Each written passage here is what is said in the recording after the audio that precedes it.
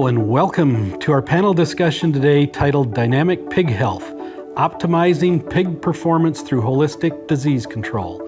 My name is Dr. J.D. Fiechner. I'm a Senior Key Account Veterinarian with Boehringer Ingelheim. First, I'll set the stage for what we'll be discussing today, dynamic pig health. At its core, it's a concept that anyone who works to support pig health understands at a fundamental level. And that is, in order to effectively manage herd health today and into the future, we need to understand and acknowledge that pig health is not static. It is dynamic, with interactions between multiple pathogens and organ systems playing key roles. So let's get to our discussion. So I'd like to start by having each of you talk a little bit of how you've seen this dynamic pig health come to light in your work. And not to pick on anybody, but I'm going to start with you, Clayton, and just ask you, from your point of view, how much do you consider co-infections and pathogen interplay when thinking about swine health at a production level? Yeah, I mean, at the production level, JD, all the time. There's a difference between infection and disease. And the reality is all of us are infected with billions of bacteria, viruses that normally live in pretty good harmony with us. One of the things I always tell an audience is, how many of us are infected with E. coli right now? All of us, right? All of us have billions of E. coli bacteria growing in us. And how many of us are diseased with E. coli? Hopefully none of us, right? But that's the reality. And especially with the advancements in molecular diagnostics, the ability to find E. coli on any sample that I send in, pathogens like PCV2, mycoplasma, which may be endemic in the herd and we expect to find them, PCR positive. You gotta be, as a veterinarian, very skilled on understanding the role that different pathogens play in disease situations, because you're gonna find bacteria that are commensal that are in the pig, right? And so you have to interpret that very carefully with the diagnostics and explain to a producer, hey, here's the diagnostic results we got. Here's this big fancy report. Some of these things we expected to find, but sorting out the wheat from the chaff on what's really actionable and what is our opportunity to try and help reduce the disease burden on the pig, that is the hard part. But so you've got to be, number one, expecting that there will be multiple agents at play. Number two, a lot of those pathogens can be pathogens in the right situation, but they can also be commensals in the other situation. And then number three, at the end of the day, the pig doesn't lie. And when the pig is sick, no matter what the diagnostic report tells you, the pig is sick. So when they're telling us that, they're giving us strong feedback that something is off, and we got to sort through all those pathogens, as hard as it is, to try and figure out which one's most actionable. Switching gears a little bit, Fernando, Boehringer Ingelheim and Iowa State have been working together to investigate true impact of co-infections, which fall into this dynamic pig health. Why is this topic something you decided to investigate more closely? So this is a very strategic topic because when we think about swine health and it's dynamic, there's a lot of pathogens, yet traditionally research is focused on one pathogen, one pig, because that facilitates the understanding. But the reality in the field is quite different than a lot of the research that we have, and so there's a lot of knowledge gaps as it pertains to co-infections. In understanding the importance of co-infections, the more we understand about them, the more we understand about health, and the more we can intervene in a meaningful way. And so we wanted to collaborate with researchers to really understand the impact of these co-infections to parameters that matter for us and our producers and veterinarians every day, like average daily gain, mortality, and things like that. So we thought this is going to help the industry, and we want to investigate more. Basically, using the whole toolbox to address what we see as impacting the pig and just help make better decisions for better outcomes. Nick, based on your research and experience, what are your thoughts on pathogen interaction in the field and their impact on performance? We started researching multifactorial health challenges probably about 10 years ago now.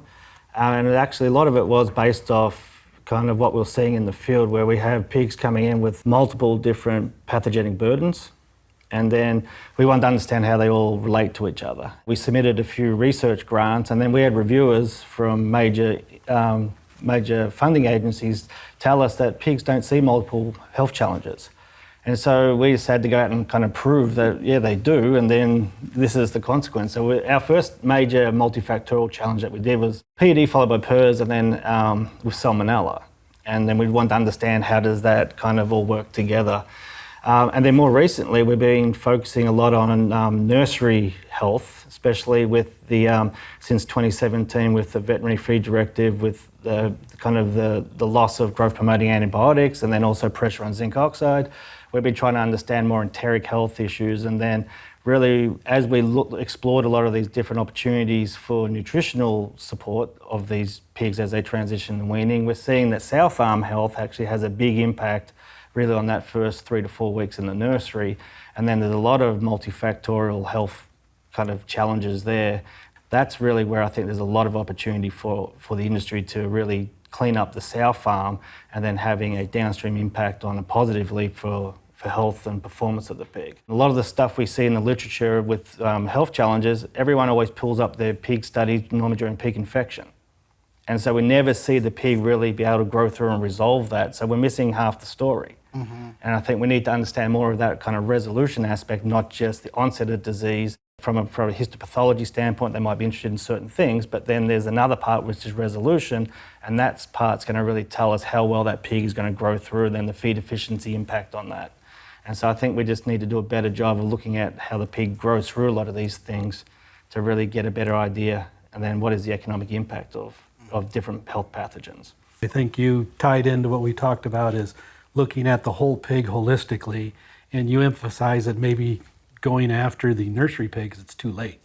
You need to start at the sow herd and get ahead of it and prevent or minimize impacts by management interventions ahead of time before you're responding to that. Switching to Edison, I know you work a lot with data on swine health and production, so what does the data tell us about co-infections and pathogen interplay? What I can say is that over the years, we improved, let's say veterinarians improved the capability to detect and eliminate controlled diseases. So that creates a lot of data that we can use with other types of data streams that are available. Swine producers, they would collect a lot of information that it's already interesting and useful to be analyzed with these other data streams. And recently we have new AI or data science methods that we could implement to this data. And when we start to do that and investigate that swine data collected from the field, we see those patterns, specifically, for example, sow farm production and health, and as being a really important driver of downstream performance. So co-infections that occur after the post-weaning phase, how they're going to impact the performance on the growing phase also depends on the quality of those pigs weaned from the sow farm. So there's also the co-infection factor, but also the interaction with factors from the previous phases. So when we start putting the data together, we see co-infections that are higher when you have a low quality at weaning, and you see the opposite scenario. So there's opportunities to use that information, that data, to make interventions or decisions on what to do. And the good news is that the information, most of the times, they are available. So the producers are already collecting good data for many different reasons. So that holistic or the whole herd approach with data science is a reality also for the swine industry. So something that is a low-hanging fruit in my opinion. What you're talking about there is data has become more real-time than what it was when I started my career. It used to be, we look at nursery closeouts, we look at finisher closeouts, mm-hmm. and look back 2 months or 4 months or 6 months. I've seen some of your information presented. It's almost real-time in some of this data if you can crunch and get it, so they can make real-time decisions to adjust or impact what could be potential outcomes for the pigs, which is new to the industry, I'd say, in the last number of years, whether it's AI-driven or otherwise. I mean, do you feel the same way about so data usage today? Yeah, for sure. So the quality of the data, but the availability, it's also here. So we have the tools today. So if you send a sample to the VDL today, you may have the results on the same day. And that information, you can run the model and capture that information, that diagnostic piece of information, and connect with the other data streams that are also in the cloud. So it depends, of course, on how often the producer are going to be recording and updating the data. But the more we show that we have the tools and real-time capability to intervene based on that information, I think that will also improve how people record data in the barn. And I think it's a hot topic now, right? The application of artificial intelligence to many different areas. And I see that as a really big potential for us in the swine industry, because the data that we need to be able to apply those models, we already have, so we don't have to collect something new. Nice. Finally, Lance, as our panel economist, how do you see co-infections affecting the bottom line for producers? I probably wouldn't be a good economist if I took just the direct approach to this. So let me kind of take the circuitous roundabout by first saying, I really like the idea of dynamic pig health, because really everything in pig production is dynamic. And if you think about every step of that production chain, it's dynamic. Prices change, conditions change, seasonality changes. And so if you're a producer and you're trying to optimize your profits, you're trying to hit a moving target. And that target is changing from day to day, week to week, as all of those variables are changing. And so when we throw disease in, and especially a co-infection, what we're doing is we're making that moving target, that optimal profit point, we're just causing it to move even more, to greater extremes. And so hitting that moving target in the best of scenarios is a difficult thing to do.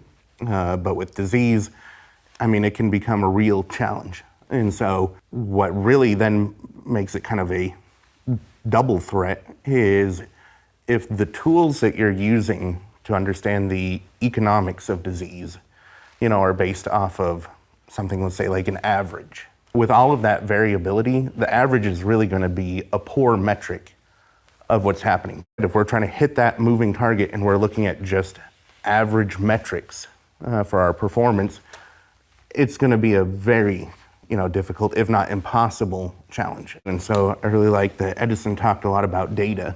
Anything that we can do to get a better idea of what is happening to individual pigs and what's happening inside that barn, it'll make optimizing profit a little bit easier. If we can do that, it's really going to help producers achieve economic resilience, which is going to be their ability to soften the blow that disease might bring, and then how quickly they can recover and get back to normal profitability. Basically, managing by average is kind of pulling the wool over our own eyes. Yes. What are some real-world examples you've seen, either in research or a production setting, where you were struck by the degree to which disease outcomes were shaped by multiple or co-infections? Yeah, we've done some analysis from large production systems, and it go back to the average. But it's I think there's opportunity on your point. There's opportunity to improve, right, on the individual basis.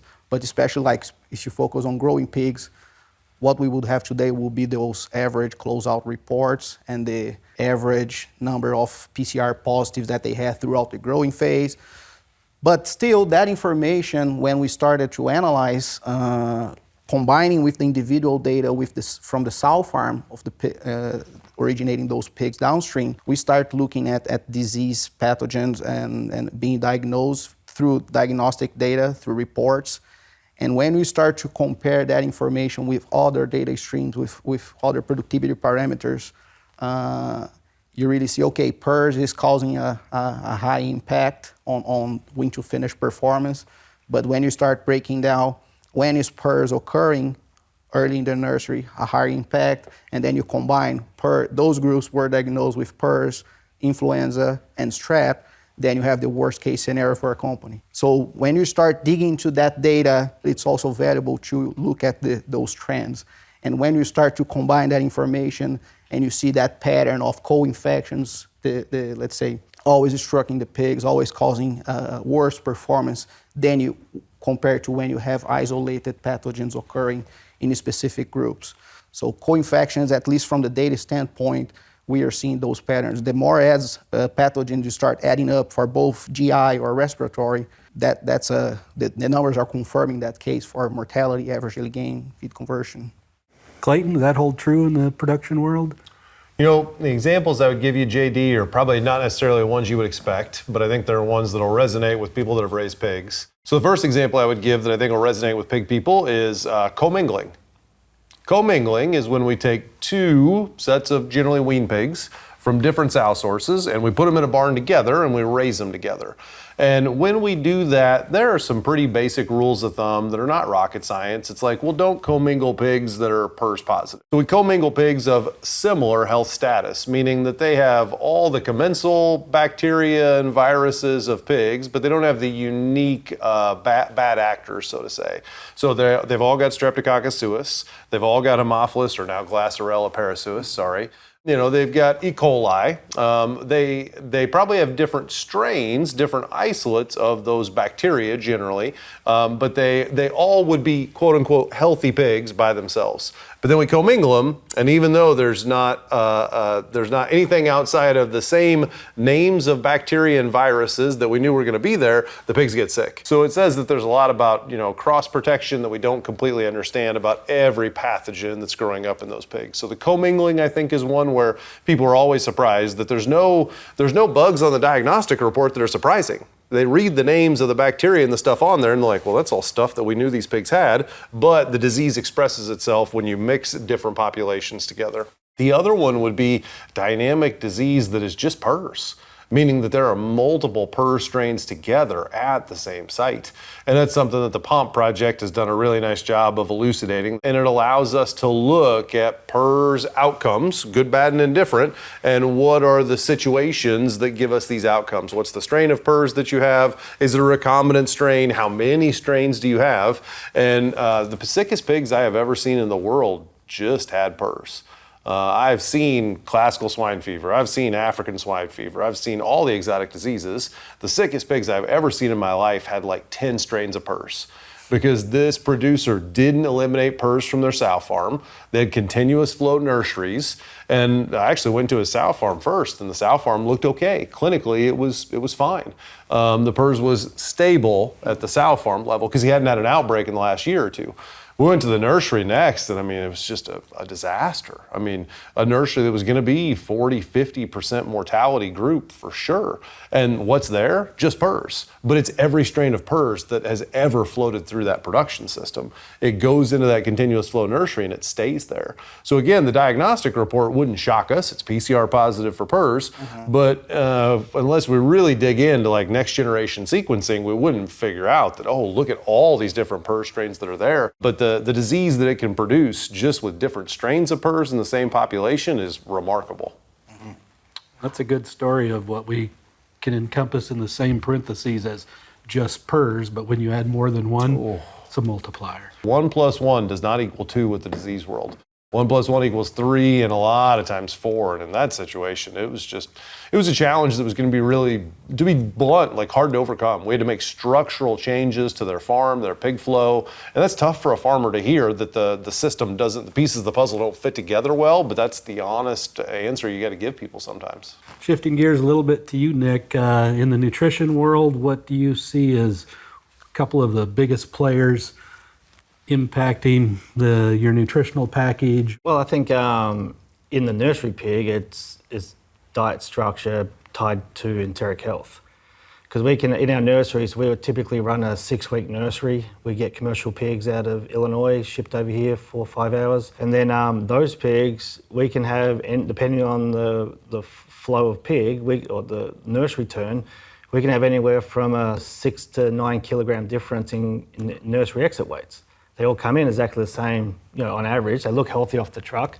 They're normally within the first 3 to 5 days, there's rotavirus kind of pops its head up because of all the lactogenic kind of immunities waning off, and then all the commingling that Clayton just talked about before, it all ties into that. And then followed by that, there's probably a little bit of Hemolytic E. coli, F18 E. coli will come in about probably 7 to 10 days.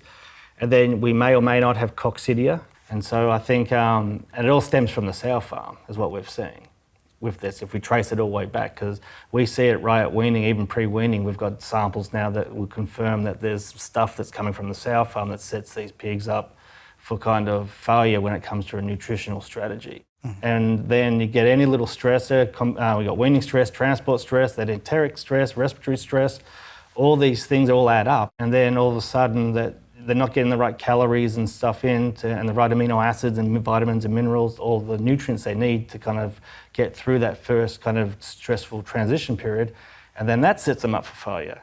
I think it's important to understand opportunity cost, just how much money you're leaving behind that you could be earning, if you just kind of got this stuff under control. It's one of those things where you just can't afford not to. One that I see quite a bit is actually subclinical diseases.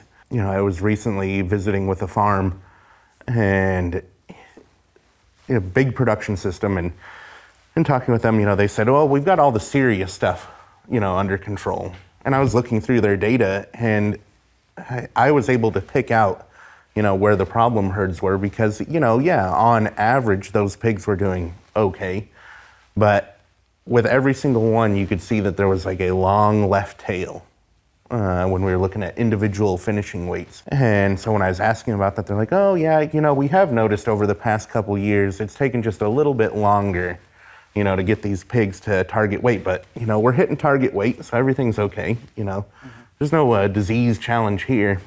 And so I said, well, what percent of pigs do you think are within 10 kilograms of your target weight? And they're like, oh, gosh, it's got to be most of them, 60, 70%. Turn the computer around and show them, and it's 10% of your pigs are within that 10 kilograms. You have just this huge distribution of pigs because you've got a lot of pigs that are doing just fine. And so they're kind of thriving in that low competition environment. But then you've got this chunk of, 20 to 30% of the pigs that are just struggling. And, you might not notice those pigs when you walk through the barn. Like I said, there's no real, major clinical signs to, get the caretaker's attention. It's not until, when you're looking through that individual carcass data, then you see, what happened here? It was a bloodbath on closeout. And so, just another example of money being left on the table. If they could fix that closeout problem, that's an easy $2 to $7 per head additional profit that they could be making on those pigs. That's big dollars in a low profitability production system, which pigs on Difference every between a farm. profit and no profit, generally. Exactly. You hit on the thing which is kind of near and dear to my heart, which is the subclinicals, because to me it's like if people don't write out a check for it, if they don't see what they spend on it, it's difficult to identify. That's the subclinical or the silent thief in the night that is difficult to go after and address. But it's been brought up a couple of times, but PRRS remains the biggest thorn in the industry side. Can you talk a little bit about PRRS co-infections beyond just the multiple PRRS strains that you've already mentioned, and how you prevent or manage through them? We've heard people say that PRRS makes everything else harder. Does that hold true for PRRS and co-infections in your mind? Yeah, I would say in general, PRRS does make everything else harder. And I think at the core of that is the fact that PRRS, the virus, likes to infect and replicate in our immune cells. So, JD, PRRS comes into the pig's body, and like all viruses, it's got a certain set of cells that it prefers to go to. Some folks may not realize that, but viruses have a tissue tropism. They like to go to certain organ systems and set up shop, and PRRS likes to go into the immune system. And PRRS is an excellent Trojan horse. It comes in the immune system and infects macrophages, and their job is to really be an antigen-presenting cell. So their job is to kind of be the police on the street, you know what I'm saying? Looking for the bad guys that are out there. Well, PRRS gets in those cells and unfortunately causes a lot of apoptosis. So those police on the street are now dead men walking, and they're not out there finding the bad guys and bringing them to the immune system and saying, hey, respond to this. So that allows PRRS to transmit, or I should say replicate within the pig pretty unchecked for several weeks until eventually the pig's immune system figures out what's going on and builds antibodies. And during that period, imagine, an entire city where there's no police out wandering around. Night one, maybe not a big deal. Night two, not as much of a big deal. But night three, once the bad guys have realized there's nobody here to catch me, that's where I think you start to see some of these what are normally commensal pathogens start to do unusual things and cause problems. Once they realize the immune system is distracted, for lack of a better term, and not able to respond, that's where you get some bad outcomes. And it's no small list of pathogens that can take advantage of that situation. And so that's really confusing for people, I think, with PRRS. Talking to the producer, not only are they unhappy with my feedback that maybe their nursery situation's contributing to the problem, they're also generally not too happy with my observations on the PRRS that our sow farm is causing a problem, and even though you can't see it at the sow farm, the folks in the nursery are doing everything they can. It's not a lack of effort, it's just an unwinnable battle right now. The pathogen is playing a game where they have the advantage, they have the upper hand, and we have to figure out a way to change the rules of the game in order to put it in a position where the pig can have the upper hand and not the pathogen. Nick, to you, you've done research that looked at subclinical mycoplasma, high on ammonia, and Lawsonia. Can you talk about the performance impact that even subclinical or co-infections have? Yeah, well, it depends on the age of the pig.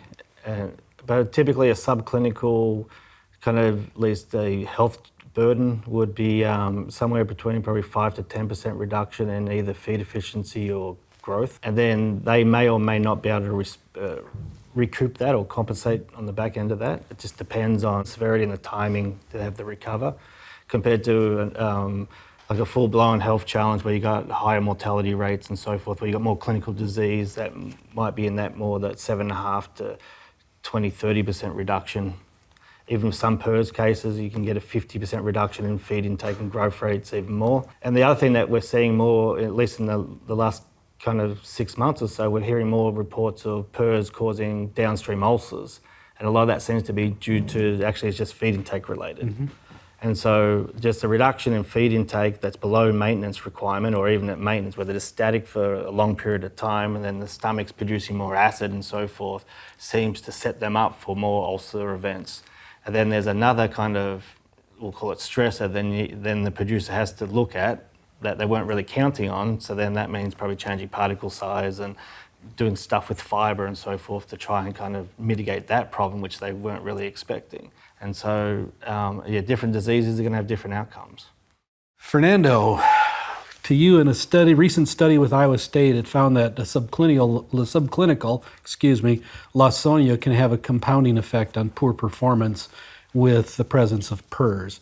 Why is this important for producers to consider when thinking about disease control and or intervention strategies? Yeah, so the reason we wanted to undertake that study is because biologically, we know Lawsonia, it infects the most important cell, if you will, of the pig, I think, because it's the cell that leads to the absorption of nutrients. And we know within the spectrum of ileitis, it can be subclinical or clinical.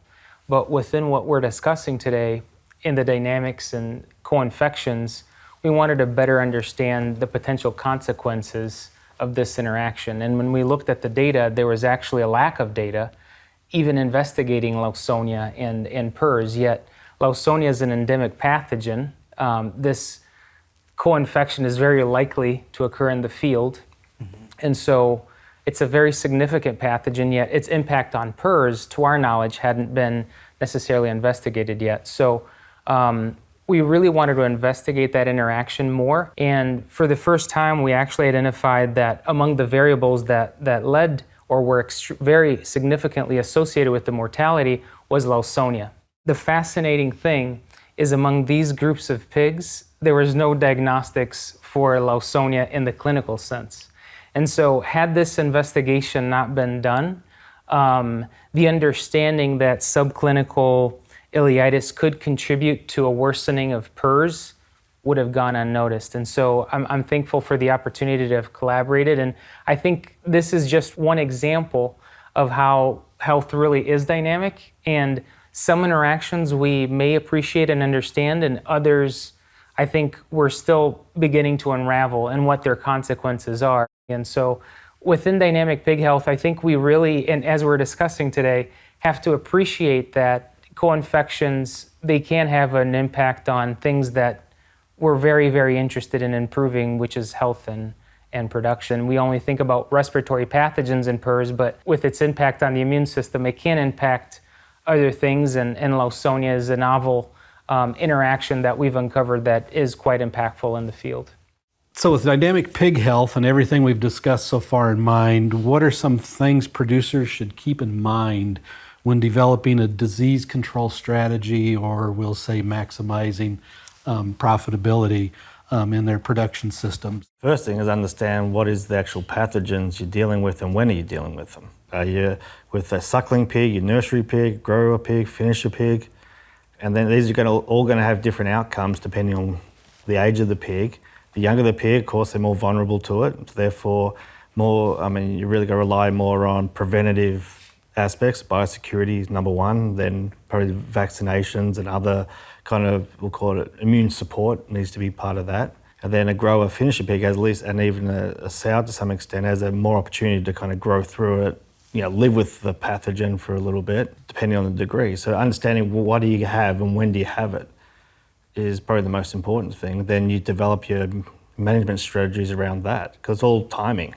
Timing's the key to this. An ounce of prevention worth a pound of cure holds a lot of value. Diagnostic tests and laboratories have grown by leaps and bounds in identifying stuff. It doesn't always mean it's the causative agent, but we can sure identify it if we're looking for something in most cases. And so I agree with you that it's kind of system specific. And one thing we'll talk about here is there's a fair amount of discussion about homologous versus heterologous protection. I mean, with vaccines and exposures when it comes to viruses like PRRS and PCV2. In your experience or touching on research, do different diseases call for the different approaches in terms of type of protection we're giving the pigs? I mean, we've got autogenous vaccines, we've got modified live, we've got avirulent live, we've got all different types. What's your opinions on that? I would say in a lot of situations, JD, you don't have a ton of choices, to be honest with you. A lot of times the intervention strategies are not brand new, they've been around for a while. The ones that are optimized to help with the epidemiology of that pathogen are typically the ones that have sustained in the marketplace. You mentioned autogenous vaccines, and you can get an autogenous vaccine company to make you any vaccine as long as they can grow and kill the bug. You could send them an isolate and they'll grow it for you. But the commercially available products, you mentioned things like avirulent live. They're not common, but for the specific diseases those are available for, they're a very important tool. And for the diseases where you've got an avirulent live, you probably don't have a killed bacterin because it's just not very effective in that situation. You don't have a ton of options, but I wouldn't freak out about that because generally the options have already been optimized to say, well, this category of interventions works best for this pathogen. So even though you don't have, a modified live vaccine and a killed vaccine and an autogenous and an avirulent live for that pathogen, don't worry about that because maybe one of those four things exists, but it's because that's the best one of those four things to control that bug. I think within the tools that we do have, we ought to optimize those tools. We wanted to evaluate how to optimize immunity to circovirus. And so we evaluated a co-infection that is very, very common, which would be circovirus type 2D. The D genotype today is the most common genotype. And with PRRS and circovirus being so common, that co-infection is extremely common. And how do you optimize protection in that sense? And the two treatment groups that we evaluated were either a vaccine based on a subtype A circovirus or a subtype D circovirus, homologous to the D challenge. And what we observed was that the homology did matter. We know circovirus vaccines, they're very effective vaccines. Cross protection does happen. However, the level of protection with the D vaccine to the D challenge was far superior to the one with the A in the vaccine and the D in the challenge. And so homology and heterology in this sense did matter. And the pigs that received the D antigen with the D challenge had significantly reduced viremia, significantly reduced measures of viral pathogenesis or viral lesions in the pig. And so among the tools that are available, how do we optimize them to prevent that pathogen and contribute to the overall health as well? Yeah. That's a very good example in PCV2, which, homologous versus heterologous may make a difference. From a PRRS standpoint, that's not so much the case in PRRS. Would that be true, Clayton? We just really can't predict cross protection with PRRS at all. You mentioned the lineage 1C variants, and even within that category, you have such a wide variety of outcomes. PRRS is really frustrating. It's not a big virus, but we really don't know the parts of the virus that are contributing to the virulence, and we don't have any way to estimate it. So when I get a diagnostic report, I'll look at the lineage and I'll try and make some inference from it. But I often tell people it's kind of like giving them my last name a Johnson, right? Like, okay, well, you probably met a Johnson before. I may have the same color hair, same color eyes, and be similar height, and I may not, right? It's a bit of a crapshoot. So PRRS is frustrating from that perspective. Lance, to you, from an economic standpoint, where do you see the biggest potential return on investment for producers taking the whole dynamic pig health approach versus individually management? And if I had to make an inference, you kind of talked about opportunity pigs or the long tail per se. What do you think really impacts that? I think when it comes to opportunity cost, it's kind of one of those tricky topics. I think we as human beings are just kind of keyed in to pay more attention to real losses. So, when you have to take your wallet out and pay for something, you feel that a lot more than when someone comes along and says, but you could have made $5 more. That's nice, but what about the money that I'm actually spending? That hurts. Subclinical disease is like your taxes. They take it out before you get the money for a reason. Exactly. That opportunity cost, it is real. It is an area that we can constantly improve on. Dynamic disease is not just a contributor to the tail end pigs, the opportunity pigs, right? And you could, I'm not stating that it's the only reason why those tail ender pigs are tail enders, right? There's other things that are in there. But dynamic disease contributes to it. But dynamic disease is absolutely what prevents us from optimizing those tail end pigs. Yeah. Because what happens at the end of every all in, all out group of pigs, right? You hit somewhere around 15%, 20% of your pigs left. What do? Yeah. You dump them. You sell them. You sell them all, no matter what weight they are right then, and you take a huge penalty by doing that. Yeah. And producers know that. And so what would any common sense manufacturer with supply chain do if 20% of their units are not ready for sale? Well, they would just gather those units up and they'd go take them somewhere else. And they would, if in this case, if all we need is time, right? We just need to feed the pig more and give it more time to get it to the right weight. We'd take 20% from Lance's site and 20% from Clayton's site and 20% from Fernando's site, and we'd put them together into another site and we'd just wait. And why can't we do that? Dynamic disease, right? Commingling, just like we talked about before. Because even if they don't have the PRRSs and the PEDs and all the real big bad actors, you still can't put them together because they will die like flies as soon as you take all those pigs and put them together.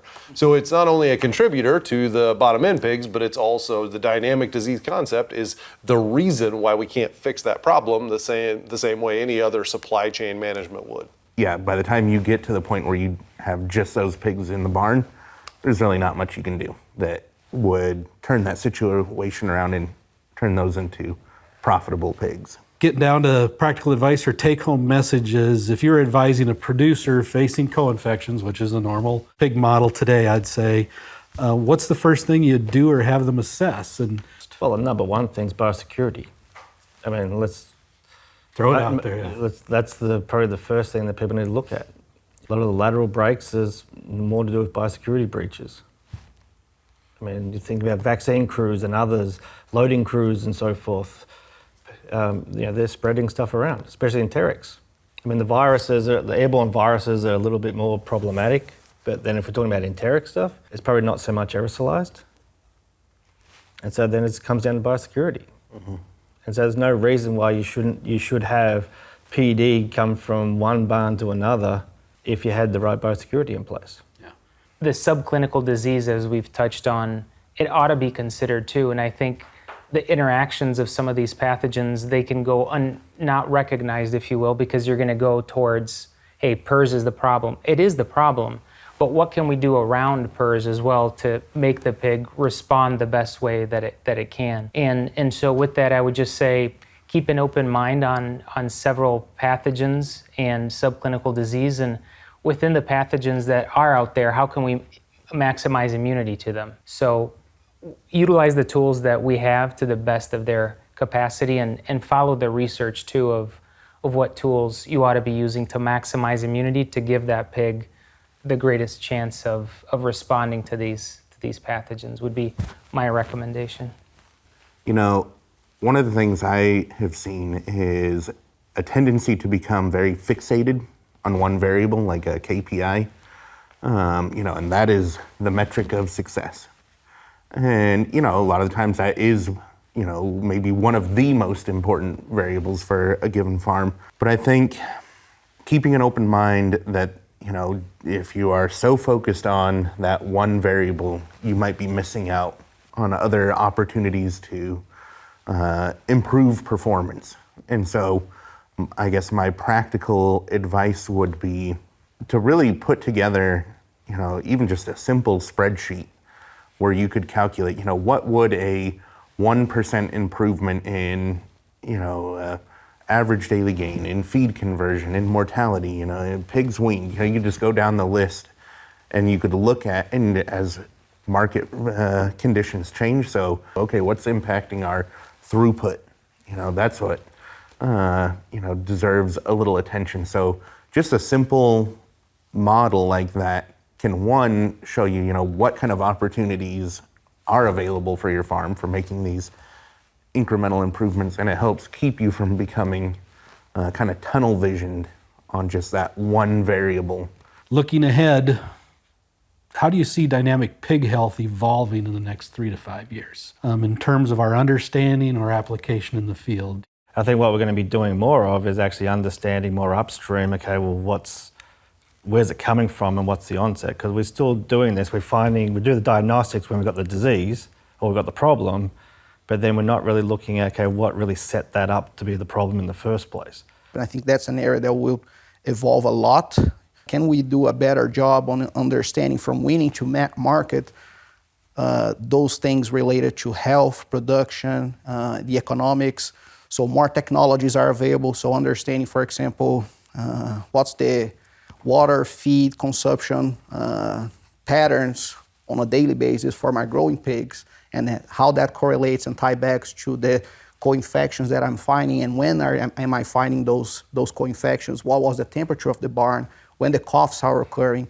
So when we start to have more of those technologies available, I think on the growing pig side, we will evolve more on that aspect. When we think about all of this, maybe because of the dynamics of it and the tools now that we have with data and diagnostics and things, we are able to evaluate more variables. But where is it going? I think the more we evaluate health as a whole, there's definite advantages of the individual, but there's tremendous advantages to evaluating it how the pig really sees it in the field. And I think research can go that way to identify more of the variables to see what the implying causal factors are for the underlying response of the pig. Mm-hmm. If you could leave producers and veterinarians with one takeaway from today's discussion, what would it be? JD, I would say the most important thing I would want a producer to take away from this with is that the challenges that a pig can face, it's an unlimited list of topics, right? We've talked about a lot of things today. Pathogens, the environment, the nutrition, everything that comes into that barn theoretically can challenge the pig. So it requires a level of discipline and focus. It's easy to become distracted because everything could be a problem, but you've got to put some focus in and decide, what do I want to make better? So step one, make a goal. What is it that you want to improve? And you could tell me a pathogen, but I'd really rather you tell me a performance metric. Mortality, or your feed conversion, or your total born, or your whatever, right? You can pick as the producer, but what is your goal? What do you want to make better? And then be open-minded to the fact that we may not have to fix all of those challenges. The pig is really resilient at the end of the day. We've talked a lot about opportunity cost today. You could just as easily flip that on its head and say, look at all the opportunity benefit to be had. Just a simple calculation can start to really show what those changes are worth to your farm's profitability. So think of this as opportunities to open new doors to profit that you didn't know existed. My take home would be follow the science and optimize the immunity to those endemic pathogens that the pigs are bound to face, because the pig is bound to face that pathogen, and like we were discussing, 1 + 1 may be 4, And so to the ones that we have the vaccines for, make sure you're really maximizing that protection for the tools that you have against those pathogens. My take home that I would say for producers and listeners will be to better understand what's happening in your farm. When you find a problem in a group of pigs, really make that question to yourself and say, what is in the background? What's happening in the background that I'm not measuring? Let's say those co-infections, those endemic pathogens interacting with some disease that occur once in a while.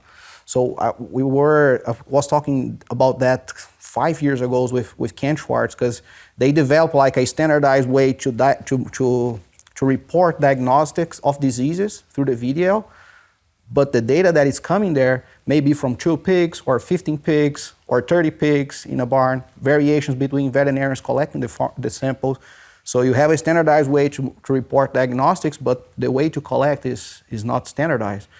And if you create a system within your company that will help you to characterize that ecosystem of that, let's say, targeting the dynamic pig health, the interpretation layer of that data will also be better. So always make that question, what's happening in the background, so how can I, and what else can I measure to help understand better those factors? So specific to probably nursery stuff is, I think you really got to look, if it's not lateral breaks, look upstream at the sow farm.